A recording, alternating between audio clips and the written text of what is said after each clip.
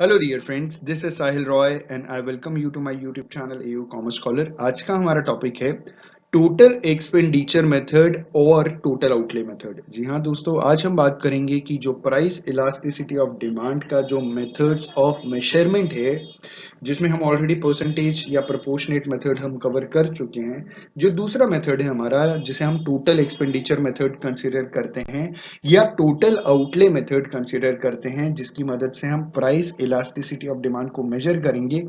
आज हम उसकी स्टडी करने वाले हैं, तो आइए शुरुआत करते हैं। तो जो सबसे पहली बात कही गई है वो ये है कि one of the methods of measuring the price elasticity of demand suggested by Marshall is the total expenditure method. जी हाँ दोस्तों, प्राइस इलास्टिसिटी ऑफ डिमांड को मेजर करने का एक मेथड प्रोफेसर मार्शल ने दिया था, जिसका नाम था टोटल एक्सपेंडिचर मेथड। जी हाँ, ये जो हमारा टॉपिक है ना, टोटल एक्सपेंडिचर मेथड, जिसकी मदद से हम प्राइस इलास्टिसिटी ऑफ डिमांड को मेजर करते हैं, उसको मेजर करने का जो मेथड बताया था वो प्रोफेसर मार्शल ने बताया था।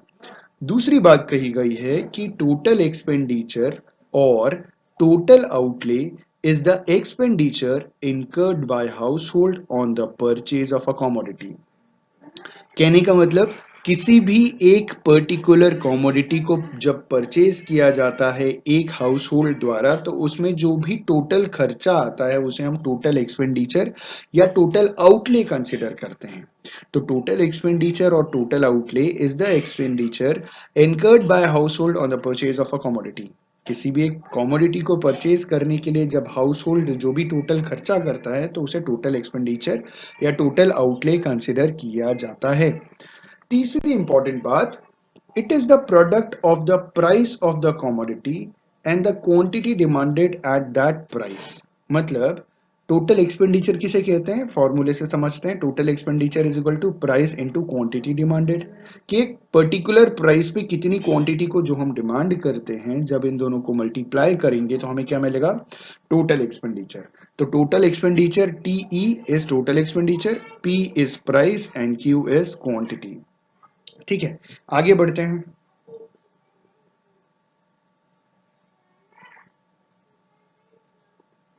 बढ़ क्यों नहीं रहा है भाई? अरे भाई बढ़ो। चेंज हो गया। यहां पे इन्होंने एक डेफिनेशन दी है, और डेफिनेशन में कहा गया है कि according to the expenditure method के हिसाब से elasticity of demand can be measured by considering the change in total expenditure incurred on a commodity as a result of change in the price of the commodity। देखिए, यहाँ ध्यान देने वाली बात यह है कि जब किसी भी एक पर्टिकुलर कमोडिटी की जब प्राइस चेंज होती है, तो प्राइस चेंज होने से हमारा जो टोटल एक्सपेंडिचर है वो भी चेंज होता है। अगर प्राइस बढ़ेगी तो डिमांड कम होगा, टोटल एक्सपेंडिचर चेंज हो गया। प्राइस कम होगी, डिमांड बढ़ेगा, हम ज्यादा खरीदेंगे, तो भी यहाँ पे टोटल एक्सपेंडिचर हमारा चेंज हुआ। तो इन्होंने बोला कि टोटल एक्सपेंडिचर मेथड की मदद से जब हम प्राइस इलास्टिसिटी ऑफ डिमांड को मेजर करते हैं, तो हम ये चीज ऑब्जर्व करते हैं कि टोटल एक्सपेंडिचर में कितना चेंज आया एक पर्टिकुलर कमोडिटी की जब उसकी प्राइस में चेंज आया। ठीक है, आगे इन्होंने बोला कि by using this method we can categorise three types of elasticities. पहला इलास्टिक डिमांड, दूसरा इनइलास्टिक डिमांड, तीसरा यूनिटरी इलास्टिक डिमांड। आइए तीनों को एक एक करके स्टडी करते हैं ग्राफ की मदद से। सबसे पहली बात बोली गई है इलास्टिक डिमांड। अब इलास्टिक डिमांड में बोला जा रहा है ED is greater than one. ठीक है, इलास्टिक डिमांड किसे कहते हैं, जहां पे ED is greater than one या EP is greater than one. तो यहां पे जो इसका डेफिनेशन है वो ये है कि when a fall in the price of a commodity results in increase in total expenditure and a rise in the price leads to decrease in total expenditure, elasticity of demand is greater than one। ठीक है, तो यहाँ पे elasticity of demand is greater than one, आप देख सकते हैं, इसे हम इलास्टिक डिमांड कंसीडर कर रहे हैं। इन्होंने बोला कि जब किसी भी एक पर्टिकुलर कमोडिटी की जब प्राइस फॉल होती है, उससे टोटल एक्सपेंडिचर इंक्रीज हो जाता है, क्योंकि उसकी डिमांड बढ़ जाती है। When a fall in the price of commodity result in increase in total expenditure. Price fall हुई, डिमांड बढ़ी, डिमांड बढ़ेगी, ज्यादा डिमांड करेंगे, ज्यादा डिमांड करेंगे तो टोटल खर्चा बढ़ जाएगा।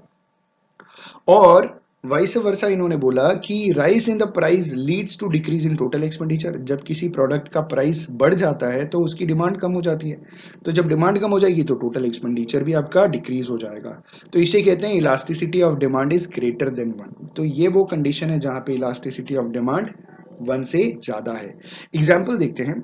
जब 2 रुपए का कोई कॉमोडिटी बिक सॉरी जब 20 रुपए की कोई कॉमोडिटी बिक रही थी, तो हम 10 यूनिट उसे डिमांड कर रहे थे। यहाँ पे पेन का एग्जांपल है, तो जब 20 रुपए का पेन था तो 10 यूनिट हमने डिमांड किया, तो 200 रुपए खर्च आया। जब वही पेन हमारा 10 रुपए का हो गया तो हमने 30 पेन्स डिमांड कर लिया, क्योंकि प्राइस फॉल हुई तो डिमांड राइज करेगी। तो हमारा टोटल खर्चा कितना बढ़ गया, कितना ज्यादा बढ़ गया आप देख सकते हैं। तो यहाँ पे elasticity of demand is greater than one, और यहाँ पे हमारा खर्चा बढ़ रहा है। इसी चीज को हमने ग्राफ में रिप्रेजेंट किया है। हमेशा ध्यान दीजिएगा, वाई एक्सिस पे हमेशा प्राइस की बात की जाती है, एक्स एक्सिस पे हमेशा क्वांटिटी डिमांड की बात की जाती है। तो आप देख सकते हैं 10 रुपए में हम 30 यूनिट्स परचेज कर रहे हैं और 20 रुपए में हम 10 यूनिट्स परचेज कर रहे हैं। डिमांड की ये एकदम स्ट्रेट लाइन बनेगी। ठीक है, तो ये है quantity demanded when elasticity of demand is greater than one. ठीक। अब इन इलास्टिक डिमांड की बात कर लेते हैं। इन इलास्टिक डिमांड में जो फॉर्मूला बोला गया है वो ED is less than one बोला गया है, या EP is less than one. आप इसे ईडी ईपी कुछ भी बोल सकते हैं, आपको मालूम है दोनों सेम ही होता है। इलास्टिसिटी ऑफ डिमांड या elasticity of price, basically elasticity of demand को ही डिनोट किया जाता है। आगे इन्होंने बोला कि when a fall in the price of the commodity reduces total expenditure and a rise in its price increases the total expenditure, price elasticity of demand will be less than one. मतलब इन्होंने बोला कि जब एक particular commodity की जब price fall होती है तो टोटल एक्सपेंडिचर भी कम होता है, और जब प्राइस इंक्रीज होती है तो टोटल एक्सपेंडिचर भी बढ़ जाता है। तो इस कंडीशन को elasticity of demand less than one हम कंसिडर करेंगे। एग्जाम्पल के तौर पे हम देखते हैं कि जब पेन का प्राइस 5 रुपए था तो हम कितनी क्वांटिटी डिमांड कर रहे थे, 60 यूनिट्स। कितना खर्चा आ रहा था, 300। अब प्राइस फॉल हो गई, 5 रुपए से 2 रुपए हो गई, तो हमने डिमांड 100 रुपीज कर दी, 100 क्वांटिटी कर दिया, तो भी हमारा खर्चा कम है पिछली बार की कंपैरिजन। तो this is elasticity of demand which is less than one. Same चीज को हम ग्राफ में हम दिखा सकते हैं। आप जानते हैं वाई एक्सिस पे हमारा प्राइस होता है, एक्स एक्सिस पे हमारा क्वांटिटी डिमांडेड होता है। जब 5 रुपए था तो हम 60 यूनिट डिमांड कर रहे थे। ठीक है, जब 2 रुपए हो गया तो हमारा डिमांड बढ़कर के 100 यूनिट्स हो गया। तो इसे बोलेंगे हम elasticity of demand which is less than one inelastic demand. Last में यूनिटरी इलास्टिक डिमांड, जहां पे ED is equal to one या EP is equal to one. इन्होंने बोला when total expenditure does not change with a change in the price of the commodity, the elasticity of demand is equal to one या unitary. इन्होंने बोला कि जो total expenditure है, price के change होने पे टोटल एक्सपेंडिचर में कोई चेंज नहीं आ रहा, तो इसे हम यूनिटरी इलास्टिक बोलेंगे। एग्जाम्पल, जब 10 रुपए का पेन था, 30 यूनिट्स हम डिमांड कर रहे थे, टोटल 300 रुपए का खर्चा।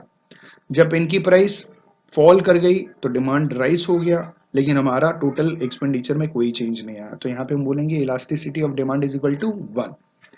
ग्राफ की मदद से समझते हैं। वाई एक्सिस पे प्राइस, एक्स एक्सिस पे क्वांटिटी डिमांडेड। जब 10 रुपए का था तो हम कितना डिमांड कर रहे थे, 30 यूनिट्स। जब 5 रुपए का हो गया कितना डिमांड करने लगे, 60 यूनिट्स। डिमांड का लाइन ऐसे हमारा स्लोप बनेगा। ठीक है, I just hope and believe कि आपको क्लियर हो गया होगा कि टोटल एक्सपेंडिचर मेथड क्या होते हैं। उनमें जो 3 अलग-अलग इलास्टिसिटी को जो कैटेगराइज किया है, elastic demand, in elastic demand और यूनिटरी इलास्टिक डिमांड, वो आपको क्लियर हो गया होगा।